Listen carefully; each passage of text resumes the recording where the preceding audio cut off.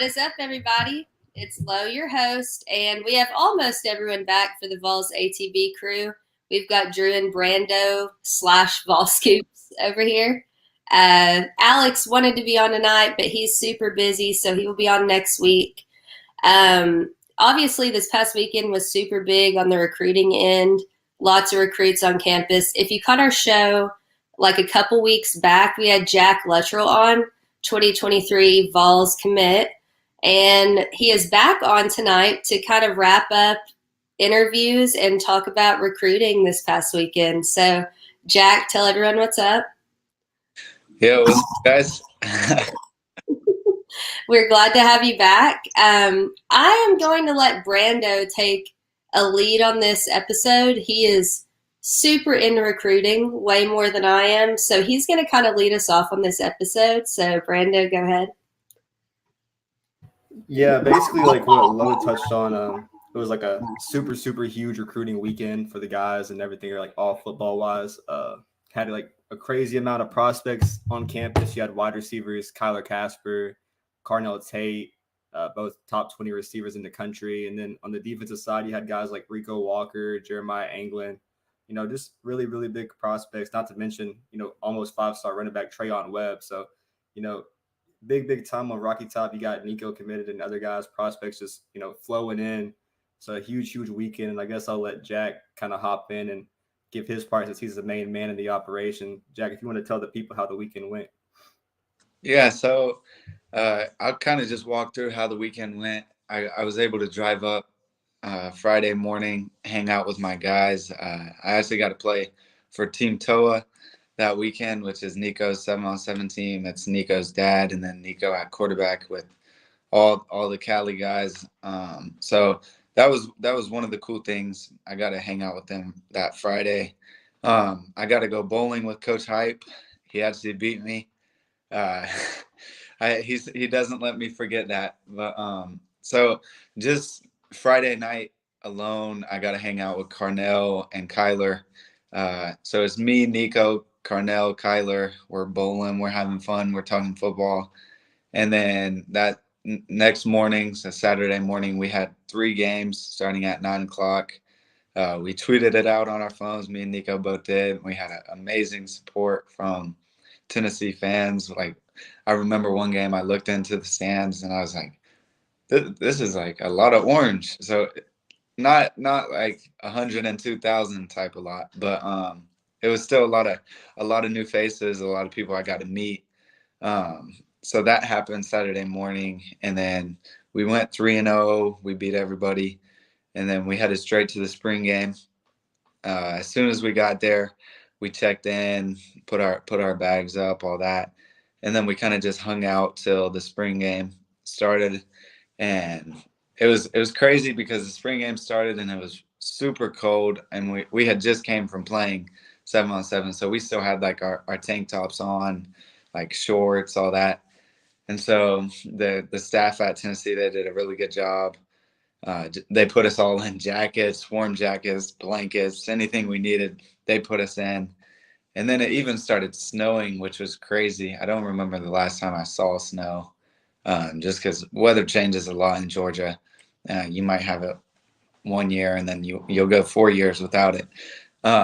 But I got to see snow. Snow was falling while the spring game was going on. So that was crazy. It felt like a movie kind of. But it was good. I got to see the players flying around, the players communicating with each other while the coaches telling them what to do, how to do it, what they did wrong, and how to get better. And I'm just over on the sideline thinking like, I'm so ready to be a part of this team, so ready to be coached by the coaches there. And I mean, just the spring game alone was worth the drive up. It was worth the drive up. It was worth the visit, just because I got to see Tennessee football back in action, got a little sneak peek of what's to come this season. And then later that day, I mean, we hung around campus, took pictures, talked to more guys, talked to guys like CJ, talked to Kyler and Carnell the most, probably just because they're really high up on our board. We're trying to get them just because we have a 5-star quarterback now, and our job is to surround him with the best people. But still, I'm a safety. I'm a defensive guy, so I'm still trying to get those defensive people. We got a commit from Nathan Robinson. That was huge. It was right there when he told Coach Hype. I gave Nathan's mom a hug. It felt awesome. I kind of like saw myself. Like there was flashbacks of me telling Coach Hype, like, I'm ready to play for you. I want to play at Tennessee. I want to be coached by you. And I mean, the hair on my arms was standing up, and it's always exciting when you get a commit like that. But we went back to the house. We played that next Sunday. We went 3-0. We won the championship, and that's all with Nico at quarterback. So it was a really good weekend. Got to talk to a lot of the recruits we had. Got to talk to all the coaches again. Got to take cool pictures. This is always fun. I'd say overall it was a successful weekend. Man, that's just kind of probably brings joy to everyone, listening, hearing that, and where Tennessee is at, having a big, spring practice weekend, not public to the fans, but behind the scenes. Sounds like they did pretty dang well with you guys and bringing y'all in and showing you everything that it can be. I guess to start off with like questions, I was going to hop into the 7-on-7. I saw Caleb Webb. He's a Georgia native. He was talking about my first college game is my first snow game, and it's my spring game. And you being from Georgia, like, when you come up and you play 7-on-7 and it's freaking snowing and you got fans out there who are, waiting for autographs or coming up and, doing rap battles, wink, wink, to, doing all that stuff. And you have those guys that are coming up to you and showing you that kind of love and wanting to rap for you and mentioning your name, and you're just a commit, bro. How does that make you feel like going forward and making the right choice for Tennessee and seeing this kind of process being in Knoxville? Yeah, I mean, I think it was a couple days ago when someone tweeted, like, let's not forget who the first commit was. And like they listed my name, they listed a little quote, I think. But I mean, I retweeted it, I quote tweet, whatever it's called, and I just said, I said big trust, because I mean that's what I've had since the day I committed. I was the first 2023 commit, and I believe since day one that Coach Hype and the whole coaching staff at Tennessee is going to bring the best players in, do what's best for each one of those guys, and ultimately win championships. And I mean, since that day, a lot has changed. A lot of people have committed, but like that's the one thing I try to tell those guys, that I tell them, like, because everybody asks why Tennessee? Why did you commit to Tennessee? They ask Nico the same thing, and they don't understand. Like, we say we're playing 7-on-7 at this stadium, and there's 50 plus people who show up wanting a picture. There's people who you've never met a day in your life who come up to you talking about White Lightning on the beat, like freestyling, and the fans it's crazy the support you have at Tennessee. And there's nothing better than playing a game, walking off, and having kids from 8 years old to people who are past 50 years old asking for pictures, autographs, handshake, any of that. And I mean, it's amazing every time I go up to Tennessee.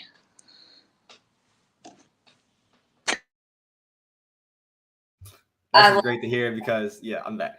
I saw the snaps and the stories and stuff of people sending out, during the spring game or during 7-on-7, and people taking pictures, like Sports Illustrated or Ellie that was down there with you guys and covering it. And I guess now, like, everyone's like, Tennessee, like, why are they doing this? What do these guys see in Tennessee?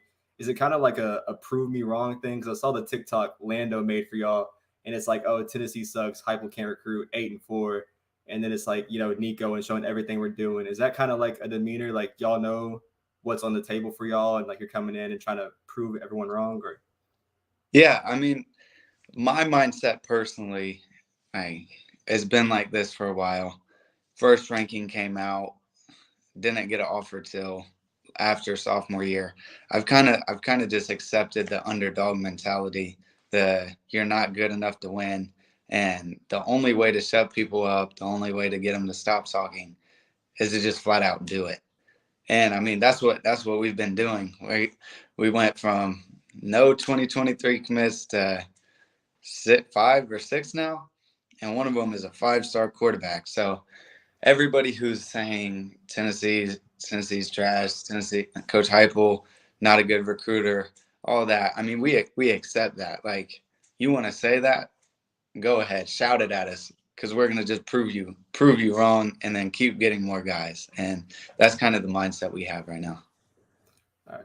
I guess before I let the other guy, everyone else hop in and ask questions, isn't it kind of crazy? You know, you got Nico, you got Nate Spillman, now you got Nathan, you got Aiden, and then you still got a 5-star tight end and like a guy like Ethan Davis. That, you know, you got Carnell and Casper right now on campus. No one's talking about what it'd be like. You got Nico there. What about Ethan Davis? Like, that man's. I feel like he's a guy that could also, he's like obviously come in, make an impact, and he's a freak of nature. I just feel like with those kind of receivers. Then you got Big Ethan over there. This offense is like looking like it could be unstoppable. Oh yeah, I mean, Ethan Davis is my guy. Like, I'll tell a quick story just to explain what type of guy Ethan Davis is. So I think it was about 2 weeks ago. I had just played out in Dallas, and our tournament got pushed back. So my flight was supposed to leave at 2 p.m. and our tournament got pushed back where we played a game at 2 p.m. And I mean, my coach was like, we'll get you another flight. Like, there's always flights to Atlanta. And 2 p.m. comes, we're winning our games, we keep going. And soon enough, it was 9 p.m. and I had just got on the plane. And now, like, I moved a month ago from the Atlanta area, 3.5 hours down south. And first person I text, because Ubers won't take you 3.5 hours unless they charge you $1,000, something like that. So I'm thinking, I'm like, what am I gonna do? I'm gonna miss school. I'm gonna miss football workouts. I'm gonna have to run. I'll have to condition all this. So the first thing I do, I text Ethan Davis, and I was like, do you got anything tonight? Like, late tonight, I'll get in at 11. Is there any possible way you could pick me up from the airport and drive me down to South Georgia? And he said, I got you. And that's the type of guy Ethan is. That's the type of guy I want to be for him. And then also the rest of our Commit family right now. And moral of the story, like, Ethan is that guy. If anybody asks me if he's good enough to play at Tennessee, I'd say he's good enough to go straight to the NFL. Like, he's a freak of nature. He'll do it on the basketball court, and he'll do it on the football field. And I think a lot of people forget about him and forget that we already have that 4-star tight end that will be catching touchdowns from Nico, and everybody will be shouting his name in the. Yeah, I kind of had to throw that in because, you know, thinking about Kyler being here and then Carnell, you got a freaking guy that's probably going to end up being a 5-star tight end, you know, a top 100 prospect in the 2023 class, and Ethan Davis. And I feel like that's just great to have in your kind of back pocket in this offense. Like, if your receivers are big time receivers, I feel like the glow will go to them. And then you got Ethan Davis. But if Drew or Lo want to come in here and hop in and ask questions, feel free. Yeah. Jack, you've obviously been to Knoxville a couple times already, and everything. What is the one thing about this visit this past weekend that kind of like stood out for you that was different from your previous visits? A lot of people won't understand, but it was definitely the black jerseys. Like, there's something different about just being in a new jersey. A lot of people have not seen before. The football team had only wore 1 or 2 times, and the coaching staff respects you enough, values you enough to put you in that position and put you in those jerseys. And I mean, the pictures were amazing. Like, the photographers there, the photographers that came, they did an amazing job taking pictures.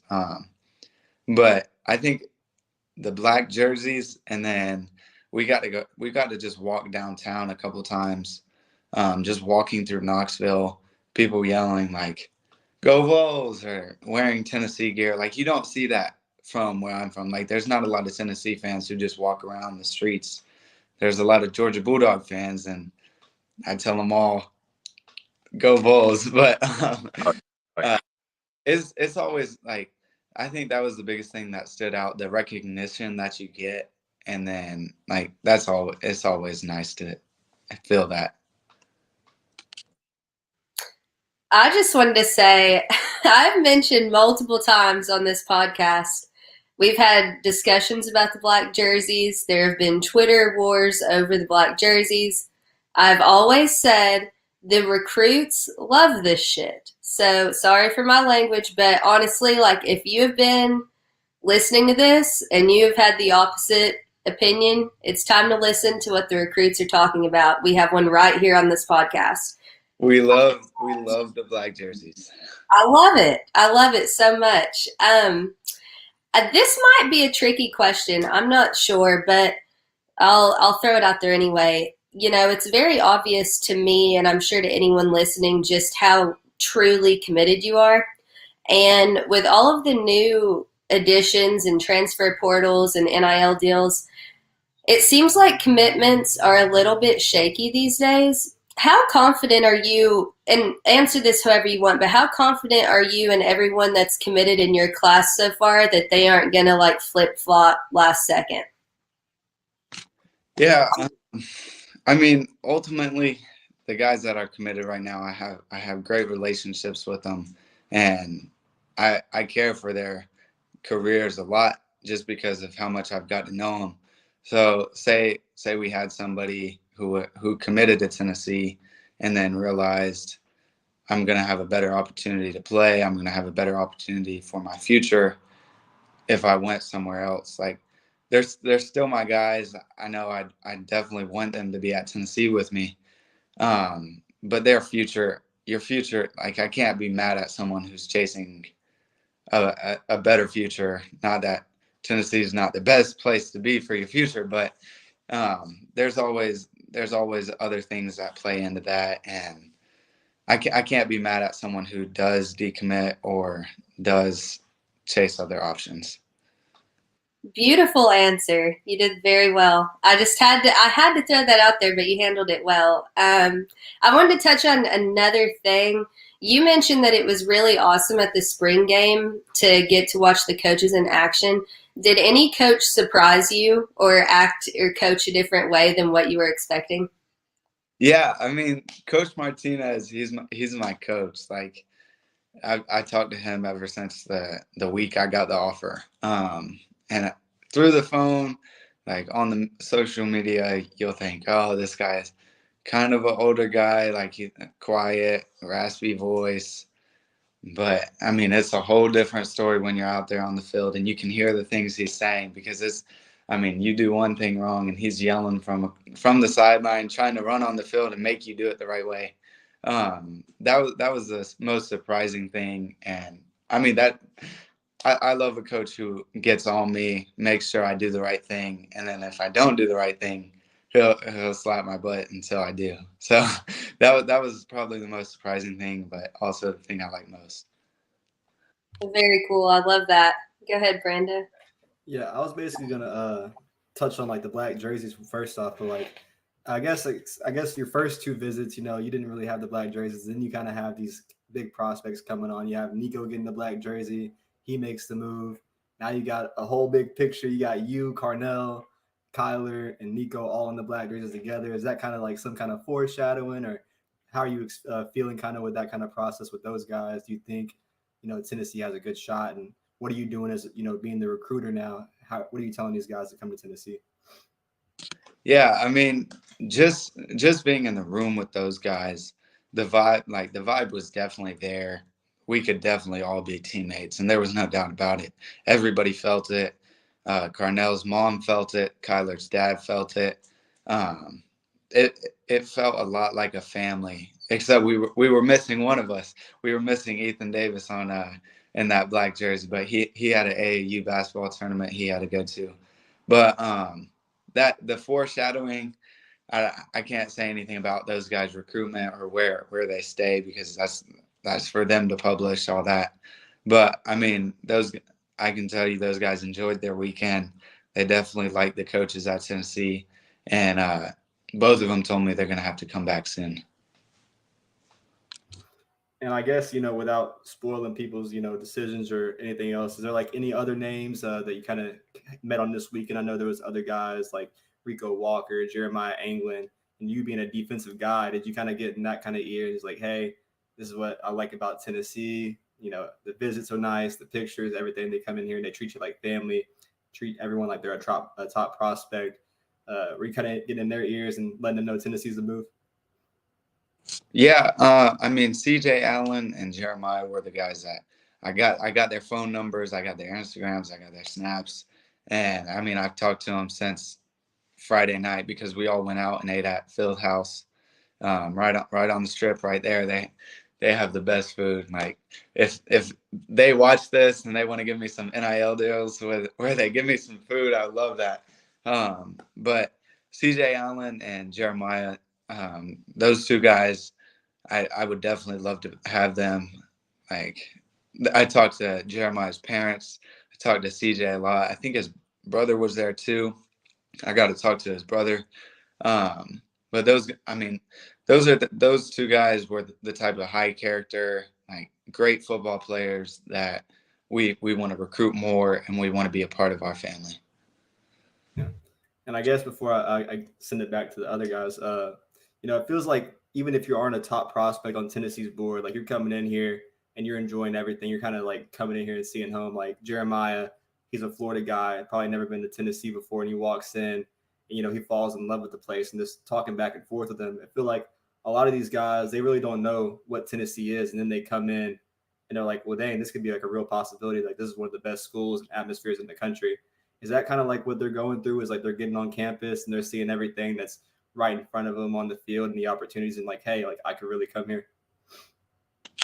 Yeah, I mean, I tell anybody who asks me, because they're like, why Tennessee? Like you have other options.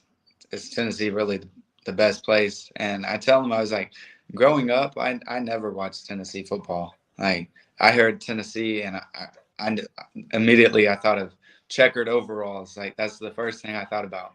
But I mean, coming from somewhere like Florida or South Georgia, CJ is actually from Lamar, but it's probably, I think it's like an hour north from me. But those type of places where someone says Tennessee and you don't really have something to be like, oh yeah, I know that place, or yeah, I know those coaches. But your first impression is always big. Like, and I mean, Tennessee does a great job about that, because as soon as you walk through the doors, you see the indoor, you see the stage, you see the PlayStations, you see all these balloons. Like the first impression of a place and the first impression the coaches give you is always huge. And I mean, I can say it for myself, and I can probably say it for them too, but Tennessee definitely gives the best first impression out of any college. W. Drew or Lo, you want to hop in and ask anything before we hop in the Q&A? Yeah. You mentioned Fieldhouse, Jack. What's your favorite meal over there? I love some chicken tenders. I just finished my Zaxby's earlier. I love some chicken tenders, and then they have like I forget what it is. It's like you dip it in. It's like a mozzarella stick type thing, but oh, it's so good there. You gotta try the meatball sub, man. Meatball sub. Oh, it's money. It's money. I'll have to do that. Have you tried their mac and cheese? Okay. My youngest sister, she's about to turn 12, April 23rd. All she eats, she's a huge soccer player. She plays for like the U.S. Development team, all that. All she eats is mac and cheese. And first time I brought her up, we go to Fieldhouse, and she's looking through the menu. She's like, I know exactly what I want. Like, so she got the mac and cheese. I think I got some burger. But I finished my food, and their mac and cheese isn't a small serving either. So she had leftovers, and I'm a growing boy, so I reach over and I take some of her mac and cheese. But all their food is amazing. I know. I totally agree. It's so funny you mentioned that, because that's where Drew and I met for the first time for like 5 seconds. So it's like a thing. Great spot. Favorite spot. Maybe it's just a spot of good energy and we're just not realizing it. But I can hear the storms outside of my house and it is pouring. I just know that this is about to go south. But let's pray not. You know, I made it this far into the show. Let's hope we don't get any technical difficulties. But Went really well so far. So I think we're gonna be okay this time. never mind. So far so good. I guess on the way out, we have a couple of guys on the Instagram or in the YouTube chat that kind of had some fan questions for you, Jack, if you kind of wanted to hop in and answer those. Let's see what I got. So we got one from Josiah Sears 9 on Instagram, my boy Josiah. He wanted to know, what's your relationship like with Nico from, recruiting him here and then now being the recruiter with him and, knowing who your quarterback is. What's it been like just kind of growing up with that kind of friend? Yeah, so crazy story. First experience meeting Nico was actually when I picked him off. We're at a 7-on-7 tournament. We play his team. I think he tries to throw like a seam ball, and I pick it off. I run it straight back to him, do a little disrespectful toss, like keep your ball on your side of the court type thing. But that was the first experience I had with him, and then of course I follow him on Instagram. He's Hollywood, so he doesn't follow me back, and I DM'd him. I was like, "Are you mad? Like you don't want to follow me back because I picked you off?" Just trying to break the ice, all that. But he followed me back later, and then we started talking about Tennessee, and I was like, "Yeah, I'm one of the only commits, and I mean we're looking for a guy to join me. Like we need a high level guy, like a big rank guy, high rank guy that will have other people follow him." And he was like, "I know wherever I go, people will follow me. Like he's a quarterback, so he'll have receivers who follow him." But I was like, there's no better place to do that than at Tennessee. And I mean, just from Instagram DMs to playing against each other, and then finally last weekend playing with each other, our relationship is kind of just built a lot. We FaceTime a lot. It's crazy. I'm in school. I don't know if he just doesn't do his schoolwork or if he's homeschooled. I don't know his deal, but he's always FaceTiming in school, talking like, "Have you seen this guy? Like he's ranked a 4-star. Do you think he's really that good? Let's get him at Tennessee." So our relationship is there's a whole football side about it and a whole let's build a future at Tennessee. But then also we're teenage boys and we have fun together. We go out. We talk to a lot of people. We interact with fans together, and it's always fun to build those type of relationships. Yeah, I feel like that was one of the cool parts I realized with this weekend. It wasn't just like kind of recruiting. I feel like all of y'all as a family kind of got close. I saw the Instagram collab post of y'all just downtown kicking it, going on the streets, having fun, man. Like, I feel like that's what it's all about, man. Because, outside, they see you in the facility, they see your visit pictures, but they don't know you're outside on the strip, kicking it, cracking up about things they don't even know yet. So I feel like that was just kind of cool. Yes, what were you saying? I was saying another thing with like Nico. So Nico has Twitter clout, Instagram clout, but what he doesn't have a lot of yet is TikTok. And I mean, since I think it was maybe 6th grade, I've been on TikTok dancing, making funny videos. So I have a TikTok following, and I don't know if he's jealous about that or he just wants to be more like cooler like me. But he loves making TikToks. I like making TikToks too. So that's one thing we do together, and it's always fun. Yeah, it kind of does seem like he copied your whole flow. I feel like ever since he's committed, man, he's been in the PJs. He's been, making those TikTok videos with the out west music and stuff, just vibing out there. And I feel like, maybe he does have a little jealousy on that side of the park, but maybe you can show him a few dances, get right. Right. But I guess the next question, it kind of goes with that. You talked about picking off Nico. Navy guy in my Discord, he wanted to know who's the best wide receiver you've covered, whether it's an environment of high school or 7-on-7. Who's like the best guy you've kind of gone up against in one? I'd easily say Carnell Tate or Brandon Ennis. I could really just say the whole SFE 7-on-7 team because they have, I don't know how they do it. I don't know what they do, but they always have like literally the best 7-on-7 team. Like highest ranked players all get together and play for the same team. And I had the chance to play against them. And I mean, I played against Brandon Ennis, Carnell Tate, and one time I had to guard Travis Hunter. Travis Hunter. Oh my God. Overall, that'd probably be like the best. But Carnell was definitely like the most fun to compete, just rep after rep, talking back and forth. Like he beats me, I beat him. It's always fun to play with someone like that. Nice. Yeah, I feel like going up against Carnell or someone like that, I just simply not even tried. Defeated. It's kind of crazy though. I would like to do that, but I don't think that would go over too smooth. No, it doesn't fit your style, honestly. But it's kind of weird though. I guess staying on that topic, like 7-on-7, it's not just kids your age. Like, you're playing with guys maybe younger, older sometimes. Like you're a senior now, so obviously not older, but you got like 2024s, 2025s trying to get their name out there. Like I remember Winston Watkins, like he's a 2025, and that kid's filthy. And seeing how tall he is, like, is that kind of something that benefits y'all as like recruiters or college kids? Like, the kids that are coming in after you from these camps, that you can just kind of build that relationship and go forward with it? Oh yeah, I mean, I can confidently say 7-on-7 is the best thing that has happened for any skill position player. Like from the swag of 7-on-7 to the skill of 7-on-7, just playing. I mean, I didn't play at all until my sophomore season, after my freshman season.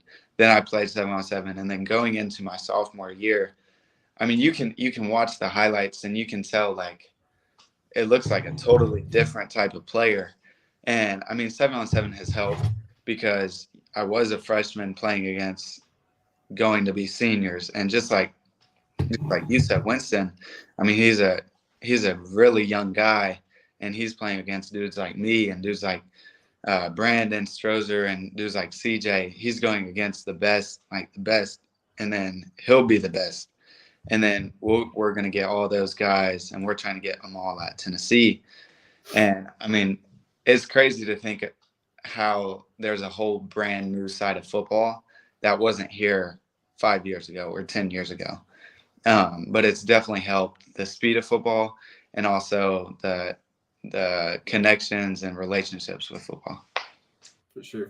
And that kind of goes with one of the questions I just got on Instagram. We talked about, Lando, him making the TikToks and stuff like that, and him being that kind of guy for y'all if y'all ever like need graphics and stuff like that. How clutch is that? And he wanted me to ask, is Lando made it that guy? Oh, Lando made it. Anybody, if you need a video, if you need a picture, if you need an edit, Lando made it. Is him. He is that guy. I'm talking about, we took pictures in the black jerseys, and within 30 minutes, I posted them on Instagram. Like you can't really do that with another type of photographer, but Lando made it. He's him. Yeah, I saw that you had the visit pictures, and then you had the Instagram video, the whole recap, and that was like probably up by the end of the night on like Friday or Saturday. Like it wasn't even like a day after. Oh, so yeah. Like that man was pretty much on it. But I guess to hop in the last question, we kind of covered it earlier. Benjamin on Instagram, he wanted to know any dudes that you're kind of pushing for that the media hasn't mentioned yet. I know you mentioned guys like CJ Allen and Jeremiah Anglin, but is there kind of guys that you kind of have like from your 7-on-7 that are maybe going to be some late bloomers that guys just don't know about yet, or Vols fans should know more about? Yeah, I mean, there's a lot of guys that I play 7-on-7 with who are from Cali or from Texas, and I mean, there's a lot. Like I could just go through a list of all of them that are good enough to play at Tennessee. But the guys who are good enough and want to be at Tennessee, because you don't want to bring a kid into Tennessee and have him on the team that doesn't actually want to be there. But guys like Brandon Strozer, he's a corner. He's wingspan longer than my car. Like that's the type of guy that his Instagram is lacking. He needs it. I'm actually gonna text him and tell him like I'll help you on Instagram with that. Man. But he doesn't have like a big following or anything, but he's a really like he's definitely blown up. He got an Alabama offer, he got a Georgia offer, he got a Tennessee offer, all within this year. And I say he's the biggest guy that is a late bloomer that Tennessee really like. we really want Brandon to come. We're planning one of my officials the weekend he goes, just so I can be with him, telling him like, go ahead and commit, like go ahead and post that edit on Instagram. Come on. But Brandon's the guy that we really want. Yeah. I've been seeing, like, trying to do my part, seeing the guys, him comment like little eyes or like thinking about it, stuff like that, or him or another guy like Zach Myers. I feel like those two as corners in that position, they're like super, super underrated guys that really no one knows about, especially Zach, because he's like a 2024 turned 2023. But, just getting these guys, I feel like get them some love. Guys like Brandon Strozier, that kid has a Clemson offer, Bama offer, like late bloomer, like you said. And if you can get a guy like that from Georgia in to hop in with you, like this defensive class, everyone talks about offense. Let's talk about defense, like CJ Allen, Brandon Strozier, Rico, Caleb Perrin. Like if you can get a defensive class, just imagine what happens when you have that offense on the field, in my opinion. That's one thing that, I mean, I was just on the phone with Coach Hype. He was telling me how he's going to score 100 points this game. And I told him, I said, well, you don't even have to score 100. If we just if our defense is valid and we hold them to 0, we shut them out. All you got to do is score one time. And Nico's good enough to score one time if he's throwing it to Carnell or Kyler or Ethan Davis. So I think our main focus now, we just got Nathan. Our main focus going into this summer and this next season is focus on the defense after we get some other guys on offense. Nice. And I guess to kind of close it out, and if anyone else has questions, go ahead and feel free. But I guess without saying too much, because you can't, kind of spoil anyone's recruitment, do you think these next few months, April and May, are going to be good for the 2023 class, and you expect Tennessee to get moving here soon? Oh, yeah. I mean, I don't know do you know our rank in recruiting? Like our class? After Nathan, it's 9th in the nation and 3rd in the SEC. Okay, so 9th in the nation, 3rd in the SEC. I don't know who's above us, but I doubt they'll be able to compete within 2 months. Bombs. Jack dropping recruiting bombs. Yes, sir. Huge. I guess Drew Lowe, you got anything to close it out with? I love hearing that. That makes me so excited. Let's see. Someone on Twitter, they asked, what impact or impacts are you trying to make on the fan base or the football team while you're here? I guess if you have a specific goal in mind or something for when you arrive on campus. Yeah, I mean, bringing Ethan Davis back a little bit. We kind of started the Tennessee is P. Like when Gunna came out with all that, we started this is P. Like we would tweet when a guy got an offer, when a guy had a Tennessee at it. Yeah, this is P. But kind of just bringing that swag to Tennessee. Like we want to show up. We want to get out of the car, listening to like music blasting, bringing that 7-on-7 swag to the University of Tennessee that historically doesn't have like that type of hype around them. But I mean, I guess you could say we're gonna have like the hype train, if you feel me. Exactly. I like that. Jack, have you ever seen that graphic, the hype train graphic? Like, have you ever seen the one that's out there? I think I actually have it saved. I think every time you're about to drop a nug or a bomb like you just did on this show, you need to drop the hype train meme. Oh, Like, that would be just filthy. put it like behind me or something. Oh man, that'd be filthy. Every time you go to a recruit or you want to message them in DMs, just send them the hype train. That'd be awesome. Drew, you got anything else? No, I mean, I don't really have anything else other than that. Like, I'm hype. I think. Oh, yeah, I'm ready to go through a brick wall. I think I say this every episode, but good Lord, I'm fired up right now. I'm ready for football, man. Oh yeah. I love that we can say like I'm so hyped right now, and it's like a thing every single time. It just cracks me up. Well, real quick. I was going to talk this. Jack said that he hasn't watched a lot of Tennessee football. Have you watched enough in the past decade to like pick a favorite player? I mean, I can't. There might be a little bias and all that, but Peyton Manning Like he has a whole room in the field house. So you obviously got to go with like Peyton Manning, but I mean Trey Flowers, the DB up there right now. Every time I go up, he's texting me like, "You want to come chill in the dorm? Like, you need some gloves. Come to the locker room." So just right now, I'd say Trey's probably my favorite player, and Christian Charles. Like nobody knows this, Oh, but he's underrated, man. Christian Charles played with me when I was 8 years old. So he was 10, I was 8. We played at Chestatee, which is in North Georgia. Nobody really knew who Chestatee was until Christian was the first guy to go big and go to Tennessee. But we played youth football together. Our relationship has kind of just built over the years. So my two, I'd have to include two now. It'd be Christian and Trey. I love it.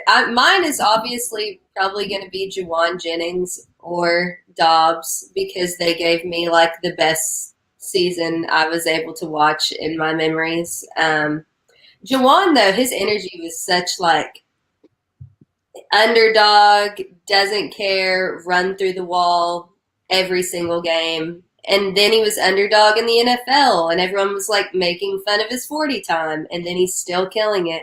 So overall, I'm probably going to go with Juwan, but I just had to ask that to see if you had anyone. I feel like pretty much everyone that's hopped in this class kind of has that dog mentality. Like, obviously not like Juwan, but I feel like they're not recruiting anyone that's like not going to go and be out there and be scared to make a play. Like, you got Nico, Ethan Davis, Jack, like, and you're seeing their highlights. Like, they're confident in how they play, and I feel like that's huge. If you have a guy that's confident in themselves and their ability on the field, like, you know that you're that guy, and that's pretty huge, especially in this conference. You're in the SEC playing the best of the best. So to see all guys kind of fired up, it kind of makes me fired up, you know, ready to run through a brick wall. And like Jack said, I can back that up about Trey Flowers. I play a lot of video games with him, and that guy, not only is he humble, but at the same time, like, that guy's, you know, hungry at the same time. He's ready to go out there and get out there, battling injuries. And I feel like, you know, him being an experienced guy could be a really deep guy that benefits these young guys coming in like Jack. So especially the safety position. So that kind of made me happy to hear, especially with him. But overall, I feel like this interview probably went a lot better than the last one. I know we got cut off the last time because man Jack had no Wi-Fi box. Yeah, we got Wi-Fi this time. That was good. I put Do Not Disturb on my phone, and I told everybody I'll call you when it's finished. Yeah, W, man. I guess, are you enjoying it out there? You enjoying the South Georgia? Yeah, it's different for sure. Just, I mean, it feels like I'm already in the summer. Just the heat, the heat's totally different. But I'm enjoying it. The people down here are great. Our football team, our goal is to win the state championship, nothing less. And I mean, it's great. Yes, sir, man. Well, it was a pleasure having you on. I guess we'll all be following you obviously every weekend. It feels like you're on Rocky Top every weekend, the most active recruit coming to and from Rocky Top. And, you know, you moved to South Georgia, but I feel like you've been on Rocky Top more lately. Every other weekend, you're out there for an unofficial or an official. And I saw Nathan Robinson joking around with you saying, I'm trying to have a competition with Jack who can get the most visits to campus. So I told him, I mean, we were in the indoor, and I saw him from probably 50 yards away, and me and him made eye contact, and I was like, man, come on. Like, I was going to take the lead with this one. And then he had to show up too. But, I mean, that's kind of just the family we're building, just with the commits already, and then the family environment we'll be bringing that's already established. I mean, it's going to be something special. Yeah, a little friendly competition doesn't hurt, especially on a visit. But, you know, I guess if you want to wrap it up there, if you want to, you know, stay with us and talk basketball with us, yeah, you're free, or if you want to go. But obviously, a lot better this time around. It was a pleasure having you on. I think if you're not hyped about Jack Luttrell and everything he's doing with Tennessee and what he's doing recruiting, you know, just being that guy and being a genuine person, then I think you're missing out. So, yeah. Well, it was good to be on. It's a school night, and I got to go do my homework. But thanks for everybody who asked questions and everybody who joined in. Always good to talk to you guys. Always good to be back on this podcast. What's up, man? Have a good one, bro. Thank you, Jack. Take care. What a That's king. fun. God, he's so well spoken. I'm just gonna be honest, like to the viewers, like we had no plan of that. Like he just came in there and straight up just killed it pretty much. What Yeah. a king. I was not expecting that to last 45 minutes. 43 minutes. I did have to say though, it kind of pained me a little bit when he was like, when I first thought of Tennessee, I didn't really think of anything. Yeah, I was like, heart been broke so many times. Yeah, I'll go. I didn't really think of anything. It's like, God, come on, man. At least lie to us. Hey, I love the honesty though. Yeah, that's the thing though with these new kids. Like a lot of them, they really don't know who Tennessee is. Like I've seen like a lot of these YouTube comments are like, asking about Eric Berry or old Tennessee safeties. And to be honest with you, Jack probably doesn't know much about Eric Berry and his legacy at Tennessee outside of videos that the UT staff like to show. I know they show him like hype videos and stuff like that of what Tennessee was and what it can be again. But in his own space, like he's coming in with a mindset of, hey, it's something I can build and something I can rebuild. So, just kids to come here and see that ability and know that they can make a playmaking ability, even if it does have like a legacy behind it. I feel like that's key, especially with these young guys. I agree. And I mean, you can't blame them. How are they going to know? It's been like 20 years or more. I mean, I don't even know. I can't keep count. I can't blame them for not. Feels like 98. Yeah. Eventually. What was that? What? I heard someone. Probably my phone. I think my phone's blowing up in my group chat right now because Jack just fucking killed it. So.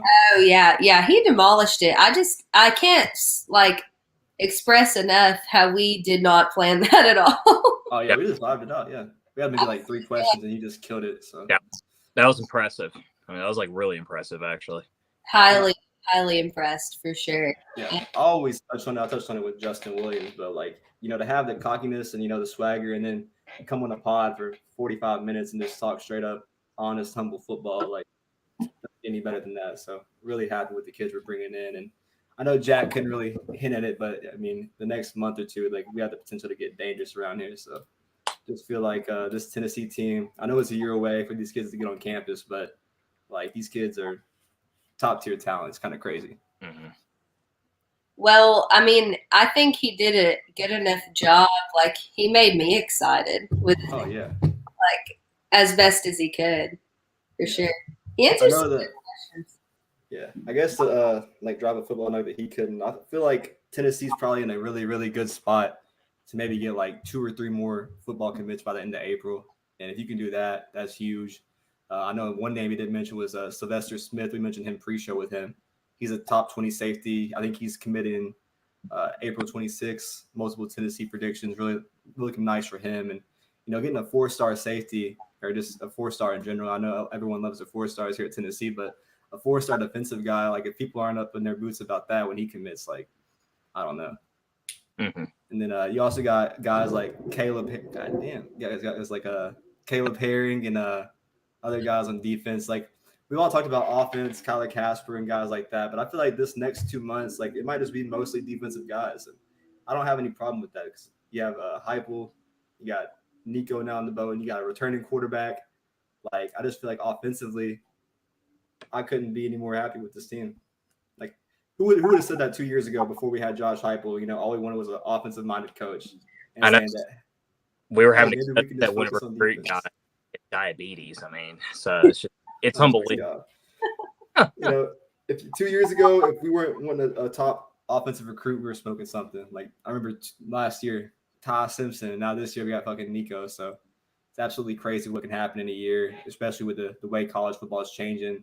A lot of it's NIL, but our staff at the same time has just been killing it. So, yeah, I mean, you just can't really get any more excited than I am about all of this, honestly. And who wouldn't want to come here at this point after watching Heupel in 1 year? If you're an offensive-minded player of any kind, I would come here, but we got to have the defense, so we can't just leave them in the dust. That's why I like that you touched on them, because you can't just lose sight of that. Yeah. The Nathan Robinson guy that recently committed, Jack mentioned his stat line for last year. I know it's Tennessee 3A football and Greenbrier, and Greenbrier is like not the best competition in football, but it's absolutely ridiculous what this kid did. So he finished his junior year of high school with 89 tackles, 26 for loss, and 23 sacks, which is the most of any player in the entire United States. Like he literally had the most sacks in high school football in the United States, while also getting 6 forced fumbles. And I mean, stat lines like that, you literally just can't teach it. Like if you're getting that ability, even if it's 3A football, like you're finding a way to the quarterback. You're obviously outsized and destroying these kids. And in-state recruiting, like 3 years ago, 2 years ago, I look back at the other classes. We didn't have a class the last 3 or 4 years with more than 2 in-state guys. And in this year's class, Hype already has 3 locked down. So everyone always talked about in-state recruiting. You got Nathan Robinson, Aiden Bussell, and you're just keep on thriving. I mean, like if you can get in-state recruiting and then get top guys, from California like Nico, or dipping down in Georgia and Florida, I feel like that's the perfect ratio because everyone talks about, oh, we don't value our state. Well, they're in there now.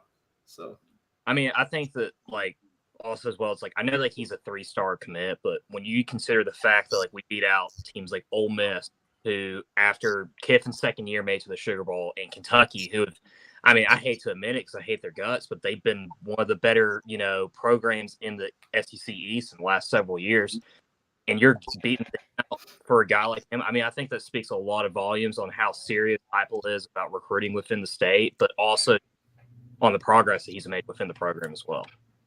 Well, not only that, but they're recruiting the guys that they want for their system, and sometimes that's not the 5-star with whatever attitude problem going on. Sometimes that's the 3-star with a hell of a lot of potential and size and the right attitude.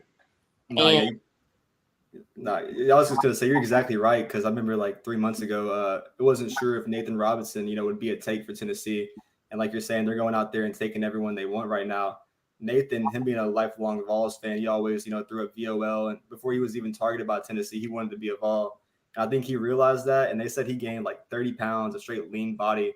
Like these kids are just, pushing themselves to get involved and be a part of something. And when you put yourself to that kind of grind and you're still a high school student, that's a lot to put on your plate to get in the gym, stay in school, and just be a normal kid, especially, chase your dreams. So props to Nathan for, changing his body and getting to the level he is because it's taken a while. Absolutely. That's highly impressive. I had no idea. That's really awesome.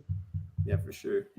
I guess we didn't really talk about the spring game. Nothing really came out about the spring game. That's part's so weird because there wasn't a spring game, but there was. So all the commits and their families got to see it. And I know we saw like the little clips or highlights of that one Joe Milton pass or Jimmy Callaway making a crazy play. But other than that, it was kind of silent. And I don't know if that's a good thing or a bad thing, but I'm leaning more of a good thing because when's like the last time you had a Tennessee full spring practice that we didn't even have to cover anything? We've been covering recruiting or, guys hopping in. Like Heupel's had this thing locked down, silent, and we're not kind of used to that at Tennessee.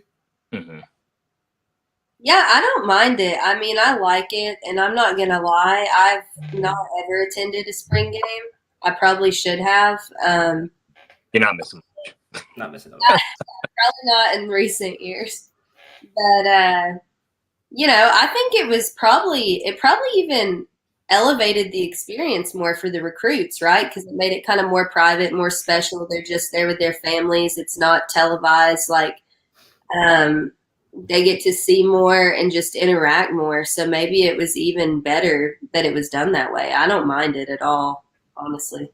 Yeah, I think it was all in all, everything that came out of this weekend with the recruits or just in general was all positive. I know a lot of praise was for Joe Milton. A lot of fans don't want to trust Joe Milton, but if you can, get that guy on the, in your back pocket as a decent backup quarterback, he did have those good flashes, against Georgia. We try not to think about Pitt and Ole Miss, but if you can just, have that kind of guy, an experienced guy, I feel like the quarterback room is kind of underrated because you got 2 experienced guys. Like most quarterback rooms, you got a 5-star if you're lucky, and then you got those 3-star, 4-star guys you kind of have to build and trust on. So to kind of have those quarterbacks and then, he'll leave and Joe will be there next year. Just that mentorship, I feel like is huge and key for this quarterback room. So all in all, I'm just kind of impressed with how well they've done, keeping it quiet, keeping it simple, but also being super, super effective on football. Yeah, I mean, I would even say that this quarterback room is like honestly probably one of the most talented ones that we've had in quite some time when you think about it, because you got Hooker, who's honestly an all SEC quarterback.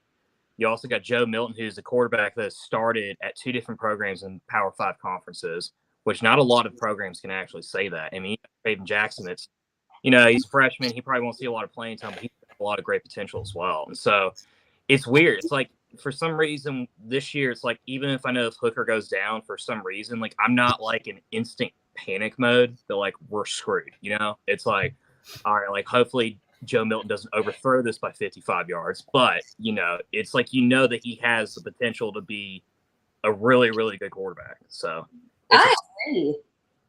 I really agree with that. That's a great point, Drew, because I've always been in panic mode for the past few years. I mean, legitimate panic mode at quarterback mode. So JG rolling out there. yeah, it's JG, man. I'm sorry, but it was awful. I mean, I had no confidence anytime the ball was thrown. I mean, I'm not trying to trash him. He's been gone for God knows how long. But like it wasn't. It always comes back to Pruitt or JG. I don't know why. But it wasn't just him. But like you think about like Keller Chris, and then at one point we were playing Will McBride like 5 years ago, who JT Stroud. And JT Stroud. I mean, and JT Stroud's a lot probably the best one out of all of them. But like there's such a long line list of quarterbacks, and like it's just, even now when you just think about it, it's like, all right, if Joe Milton gets out there, it's like he's going to be able to drive down the field. He might overthrow a couple guys, but like he's going to be able to move the ball. And I mean, and even in that Ole Miss game, I mean, Grant, I don't remember much, but like what I do remember is from that last drive, he was able to go down the field, and we nearly won it. So, that Ole Miss game was a really wild weekend for me, but I was standing in the end zone watching that god awful overthrow. And then he ran out of bounds. Like 2 inches over Shetty's hands. Yeah, and then he ran out of bounds. So I was there. I still remember all of that. It's very painful, but I will say I trust him a lot more. And that they've worked with him since then. I mean, it can't be the same player. So at the end of the day, I like where we're going, and I like the quarterback room at this point. No complaints. Sure. Yeah, I guess pretty much that all kind of covers it for football. I know that everyone's asking in the comments of the YouTube comments. I see them asking about Brew McCoy. Pretty much with all the transfers at this point, I don't expect them to do anything because most of them are either like grad transfers or we're past the period where I think April 1st, you can't go interconference and transfer to inter schools. So like the guys that left Georgia just recently, like they can't go down to an SEC school. So I think most of the guys will be entering soon. I think Tennessee's going to get more active as it does get late because I think like 3 or 4 4-stars this morning when I was at the gym introduced this morning. And like Rivals Mike and them were saying, oh, I expect this to get big. So it might be portal season V2. On Brew McCoy, though, I know he's about to graduate like USC. He probably doesn't want to do anything until after that, rightfully so. So probably around 2 weeks or right when May starts, maybe expect him. That's probably the best transfer like we're in with. But I think if everyone's honest, like we're not talking about it now, but it will approach soon. We got to get some help on defense. Like we have to get some help on defense. Man. I'm not worried about wide receivers or our running backs, but when you got like, missing a valuable edge or, only have Aaron Beasley and Banks and Mitchell at linebacker or only got Flowers and Jalen McCullough and Burrell on defense, like those are experienced guys, but we saw what happened against Purdue and Ole Miss and other teams like that. And you definitely need the depth. So I expect Tennessee to get involved there, hopefully. I know they're still talking to the MTSU kid, but not really sure if he's a take. But other than that, football kind of seems like it's on its own little course and it's only going up. All right. I guess if y'all want to talk about the inevitable with the basketball program, what recently happened with that, I guess we can dive into it now. We're already at an hour, so we can make it quick. But basically everyone knows Brandon Huntley Hatfield, he transferred out. We also lost Quentin, the kid from IMG or Montverde Academy, the freshman on there. And then Victor Bailey Jr. leaving. So it seems like a lot of guys, besides Brandon Huntley Hatfield, obviously kind of got processed out. Brandon kind of wants to go do his own thing. Kind of, I heard it's like a parent thing, wanting him to like get better opportunities. So not really much you can do in this day and age. Like the portal gives, NIL gives, it takes. it happens, and all you can really do is kind of wish him the best. But I feel like I wouldn't panic on the Tennessee basketball side of things because I feel like if anything outside of Brandon, it's just Rick trying to reload at this point. I think he wants to go out there and win. And I think, as a lot of people have also been saying, and I kind of agree with it, he doesn't have too much longer left, and he knows what it takes to win in this league and how close he got now. And I think he's kind of like pissed of how he's like going out early. And I think if you can get involved with guys like the Julian Phillips kid or the Tyreek Key guy from LSU, or the recently there's one that entered from Kansas State today. I just know they're not doing this for no reason. Tennessee has guys they've reached out to, they want on their roster. And I think here soon you can probably expect some new names, but I just don't know what to expect going into next season with 4 brand new people on your roster. Like, I think it'll be all right. And I know a lot of people were upset about Huntley Hatfield, entering the portal, but I'll be honest with you. Like, I don't find it really that big of a loss, and it's like, I know he has a lot of great potential, but when you're talking about when Youre and Jonas Adu, who honestly, like, for almost 3 weeks wasn't even playing that good of basketball, is getting more playing time than he is. Like, I think it just speaks volumes about it. And I've also always got the sense that he never really like fully committed into the culture that was here at UT. And, not to mention, he's been to 5 different schools in the last 6 years. He played at 3 different high schools. So, like, he definitely, I won't say anything about him. I don't know whether it's his surroundings, but it wasn't a good fit. I think he'll be a decent player, but I think we could honestly get far better off and a far better depth in, the 5 position. And I honestly think Julian Phillips would get the upgrade. Let me say this. I think y'all are a little bit more positive than me. I'm kind of more in panic mode about Triple J and Vescovi leaving, plus them transferring over anything else. If they both leave, then Kennedy Chandler's obviously gone, and we've lost 3 to the transfer portal. Who the hell's going to be on the court? Yeah, I think the Triple J and Santee part of it is kind of sus because I feel like, in my personal opinion, and like everyone else, they kind of been putting in it from the start. No one really expects those guys to leave, but seeing the videos today with like Euros and Triple J and all them kind of like carrying their luggage out, kind of did get a bunch of guys and fans kind of worried about their future with the team. And to me, that's kind of like the filling out the draft process, because in the NBA, you can have an agent, you can pull your name out whenever you want. It's kind of different after you sign an agent in the NFL. You can't just say, I'm not going. Or if you sign an agent, you just can't go back. So if they don't sign an agent and they just do the independent process and go through the panel, everything like that, they could easily come back to the team. I think that's what's best for both of them. I just don't see. Triple J, he had his flashes in the tournament. Vescovi, he kind of went quiet in the tournament, which kind of the reason why we got our early round exit. But I just feel like with those 2 guys, there's no reason why you shouldn't want to come back. And until, we have a really reason, or I guess an official statement, I just feel like those guys are kind of doing what's best for them. But you have those, 3 certain spots. And obviously what you said, like Brandon Huntley Hatfield, Kennedy Chandler, like those are 2, maybe not Brandon, but easily Kennedy. That's a guy that's not going to be easy to replace. So definitely trying to find a guard play in that.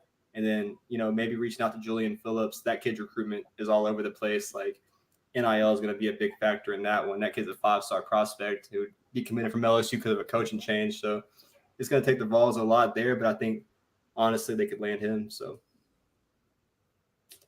I think all you got to do is just rebuild. I guess you kind of see it with football. You saw it with Tennessee football. Tennessee basketball is kind of different. But if you can go out there and if you do get better prospects, then I don't see like anyone complaining by the time the season comes around. So yeah, it's not as much of a massive rebuild as football is, for example. It sucks that we're not going to have Kennedy, but like it's like what Brando said. Like, Vescovi's just testing the waters.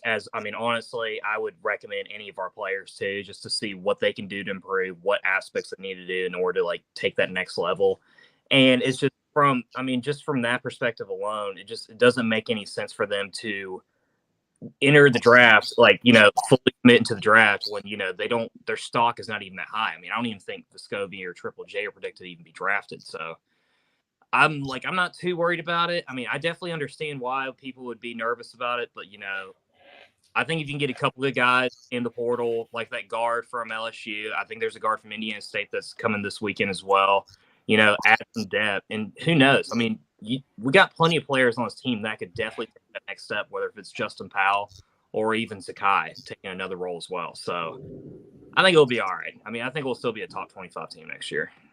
Yeah. I don't know about Justin Powell. I'm sorry. I'm not sold. I'm not sold on him. I'm trying to be a dick. His freshman Auburn. Like, I know last year was rough, but like those are things like and like things like that. Those are things that can be worked on and can be improved on. I mean, yeah, I agree. I'll agree. There's definitely room for improvement. I don't know. Maybe I'm being too negative. I'm just a battered, like, bruised person, and I'm like, well, if Kennedy, Vescovi, and Triple J all for some reason left, and then you have Huntley Hatfield who leaves, and then we're left with like Powell and Zakai and Euros. I don't know. I'm being worst case. I get that, but like, look at how much Conwa improved within the last year compared to a couple of years ago, and even Euros. I mean, Euros was a different player. I mean, hell, I jokingly said that he was going to get a double-double, and he nearly did it twice. Yeah, he almost fucking did it twice. That's true. That's a good point. We just got to wait and see. No reason to be all terrified right now. I do agree, though. I mean, obviously, it's smart for Vescovi and Triple J to go test out the waters. It's a lot easier to back out and, like, come back. So why not? I would do it, too, if I was them. I guess we'll just wait and see, but at least we have some shit to be excited about with that football for once. So. Yeah. And even though we did take the L last night, we still have the #1 baseball team in the nation, still undefeated in SEC play. Last night was an asterisk to that part of the game, and I'm still pissed off. I was get furious. I closed Twitter, man. I texted the group chat, like, damn, this is all Alex's fault. I was so mad. But hey, that's why Alex isn't on tonight. Yeah, I think he's like taking some personal blame. He didn't want to get shadowed here, but poor guy. But it has an asterisk to it. Big field, wooden bats. You're playing, a whole different kind of baseball, playing a whole more conservative game compared to aluminum bats. And even if ours juice, we would still hit dingers, so I don't care. But I mean, like Tony V said, he kind of owned it. Even if we were using aluminum bats, we would have lost, 6-4 or 6-5, whatever. Like, they just had our number. And it's bound to happen, but no one can say anything about SEC play. Still undefeated, not a team in sight. And I feel like, last year's team, they were so dominant, and then they had a crazy loss like this too to like some nobody. So maybe it's just a game, get out of your little zone and come back next week. I think we got Bama this week, right? Yeah. In the series. So big series this week. It's a tough loss, but we only gave up. I mean, only allowed 6 hits, and we struck out 15 guys. I mean, like, it's just one of those games where like we weren't playing smart when it comes with like with batting and stuff like that. But shout out, dude, to freaking Vol fans for having over 8,000 people at that game last night. That was ridiculous. And if this is any clear indication for Randy Boyd and Danny White, like, they got to add seats to Lindsey Nelson, because if they're willing to travel to freaking Kodak, I mean, my God, like, they could probably get 10,000 people in Knoxville easily. Easily. I mean, let me say this. I think I'm all about like being cocky and shit, but I felt like our baseball team was getting a little too cocky. And I like that saying, check yourself before you wreck yourself. Like, I hope that they will actually take this loss seriously and be like, all right, like, we got a little bit out of control. I think the wooden bat thing was a little bit out of control. Like, oh, we'll beat the shit out of anyone. Probably, yeah. So I hope that like they learn their lesson from this, because I would love to see them make the World Series and win the World Series this year, and I think they have every piece of the puzzle to do that. But this might have happened at the perfect time so that they can kind of settle back in. I'll say this: the last time a national champion for baseball didn't lose a non-conference game was 1948, and that was with Texas.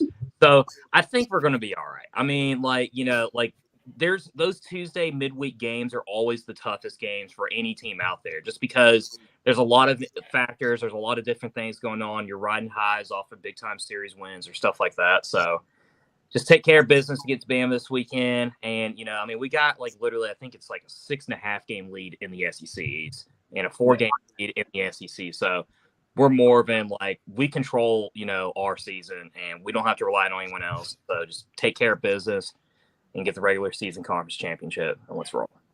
Yeah, it doesn't really feel like anyone in the SEC at this point, even though it's so early. It doesn't feel like anyone's gonna be able to catch up or really touch us as long as we stay on our feet, stay what we're doing, and do what we do. I'm not really too familiar with Bama baseball, but there's really no doubt in my mind that we should go out here, get the job done to sweep them. Is it here or is it at Bama? It's here.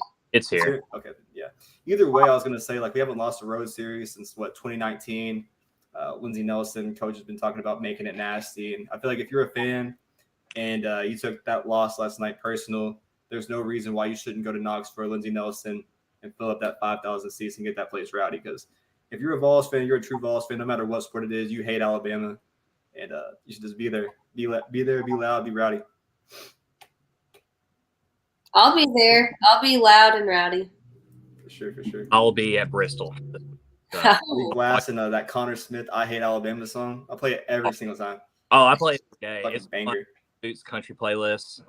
Blared every single day. Great. Fucking banger. Oh man, is that all we got, guys? I think so. We kind of had fun and killed it this week. I know. This was a really good episode. I wonder if it's because Alex wasn't here. Fucking Miami Voodoo. Larry Hildbrand has pointed out in the YouTube chat that Bama is currently on a 7-game win streak. So I don't know if that's including conference play and out of conference or who they play out of conference, but I'm pretty sure they swept Ole Miss on the road last weekend. They're a good team. But the thing is, with SEC baseball, if you think SEC football is loaded, literally there's not a bad team in the conference. Even Missouri considered the worst team in the conference. And they took a game from Arkansas. They nearly took 2 games from us. They're not a bad baseball team at all. So just comes with the territory of playing in the best conference in America. So yeah, I see us eventually losing the series, but I don't think it's going to be this week. No one gives a fuck about Alabama. Everyone hates Alabama. And if we lose Alabama, I'll probably take it personal. But they swept Ole Miss. So obviously a good baseball team on all around. But if anything, the Ole Miss have kind of been falling down bad. So ever since we played them. So I'm not going to really take anything to that. I feel like we should go in there, sweep them, just show them who we are. And if Lindsey Nelson isn't rowdy, then coach should just have a right to chew out anyone. So I'll let him shoot me out anytime. Oh my god. Get rowdy, Lo. Oh my god. I think we win. I think we sweep him. Get your fucking brooms ready. I'm going big. We're sweeping them back to the Tuscaloosa. I'm not going to say we sweep them, but we take 2 out of 3 easily. So 100%. Yeah, at least 2 out of 3. It's going to rain one of the days, so yeah, I think maybe 2 out of 3. I changed my mind. I'm taking 3-0, full sweep, send them back to fucking Tuscaloosaville. No one likes Alabama. And I think I even saw it today on my feed. Everyone's already playing the Philip Fulmer Locker video. No one gives a damn about the whole state of Alabama. So just already fired up. Hell yeah. I love it. Well, great show, guys. And fucking banger. Alex will be back next week. Sorry for roasting him a couple times tonight. I don't know why. I love Alex. It just came to me. He'll be back. He's studying hard, so no worries. We said we wouldn't go on Pruitt, so we decided to go on Alex. Yeah. It's fair. It's fair. Very reasonable. So I hate when I miss one and y'all are just demolishing me for an hour. That's what it'll be. Yeah. Oh God. Oh man. I can take it. That's all right. We're done. I guess everyone stays safe in the weather. It's over here kicking my ass already. So it's literally pouring as we speak. Full on lightning. Right. Yeah. Right. I'll have fun. Yeah, I can't wait for it tomorrow morning. Fucking blast. Oh Lord. All right, y'all. I'll take it easy. Peace out. Good night. Go Vols. Go Vols.